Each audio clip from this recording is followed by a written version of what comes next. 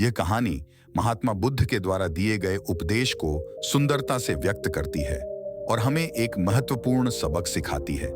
इस कहानी के माध्यम से हमें यह समझ मिलता है कि हर व्यक्ति की अपनी अहमियत होती है और उसका मूल्य उसके गुणों और क्षमताओं के आधार पर निर्धारित होता है। एक बार एक आदमी महात्मा बुद्ध के पास पहुंचा। उसने पूछा, प्रभु, मुझे ये जीवन क्यों मिला? इतनी बढ़ती दुनिया में मेरी क्या कीमत है? बुद्ध मुस्कुरा दिए और उस आदमी को एक चमकीला पत्थर देते हुए बोले कि जाओ, पहले इसका मूल्य पता करके आओ, लेकिन इसे बेचना मत, केवल मूल्य पता करना।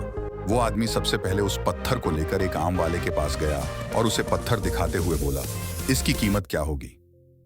आम वाला पत्थर को देखते ही समझ गया कि ये कोई बेशकीमती पत्थर लगता है।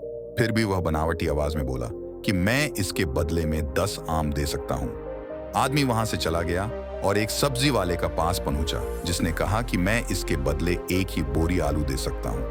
अब उस आदमी को ये मालूम पड़ी चुका था कि ये पत्थर वाकई में कीमती है, और फिर वो उसे लेकर एक हीरे के व्यापारी के पास पहुंचा। व्यापारी पत्थर को देखकर अचंभित रह गया।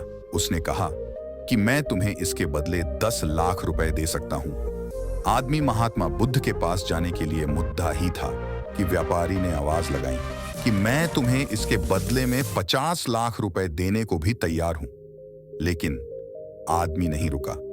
व्यापारी ने गिड़गिड़ाते हुए फिर आवाज लगाई कि तुम मुझे बस वो हीरा दे दो, बदले में तुम जितना धन चाहो मैं देने के लिए तैयार हूं। आदमी नहीं माना और महात्मा बुद्ध के पास लौट गया और उन्हें पत्थर वापस करते हुए पूरा वृत्तांत कह सुनाया।